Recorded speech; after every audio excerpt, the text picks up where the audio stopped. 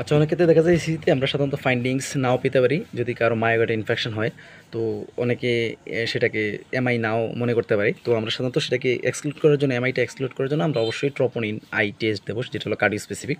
তো অনেক ক্ষেত্রে দেখা যায় যে পেশেন্টের প্রচুর চেস্ট পেইন, এবং চেস্ট পেইন প্রায় 30 মিনিটস ধরে পারসিস্ট করতেছে।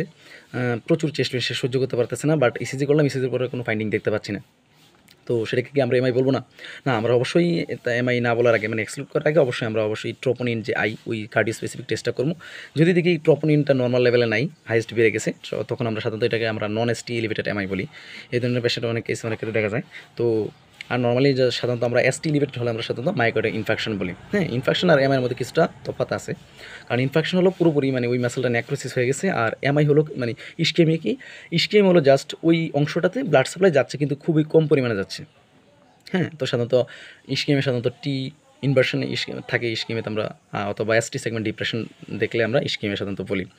তো এমআই বলতে সাধারণত এসটি লিমিটেড এমআই অথবা প্যাথোলজিক্যাল কিউ থাকলে আমরা সাধারণত ওল্ড এমআই বলি। হ্যাঁ, আর এসটি লিমিটেড এমআই থাকলেই সাধারণত আমরা অ্যাকিউট এমআই বলবো। আর যদি প্যাথোলজিক্যাল কিউ থাকে, এসটি লিমিটেড না থাকে, এসটি এলিভেশন না থাকে, জাস্ট প্যাথোলজিক্যাল কিউ থাকে সাধারণত, তখন আমরা সেটাকে ওল্ড এমআই বলবো। কিন্তু এসটি এলিভেশন আছে, আবার প্যাথোলজিক্যাল কিউ আছে, সেক্ষেত্রে সাধারণত আমরা সেটাকে অ্যাকিউট এমআই বলবো।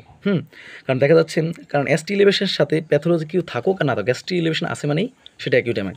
অ্যাকিউট এমআই মানে সাধারণত এসটি এলিভেশনটা আমাদের 6 to 48 আওয়ার্স পর্যন্ত পারসিস্ট করতো। আবার কোনো কোনো ক্ষেত্রে দেখা যাচ্ছে কোনো পেশেন্টের 7 দিন পর্যন্ত পারসিস্ট করে। তবে অ্যাভারেজ দেখা যাচ্ছে 6 থেকে 48 ঘন্টা পর্যন্তই এসটি এলিভেশনটা থাকে। আর প্যাথোলজিক্যাল কিউটা একদিন পর আসে, কিন্তু সে আজীবন পারসিস্ট করে দেয়। হ্যাঁ, প্যাথোলজি কোনো চেঞ্জ হবে না। তো আর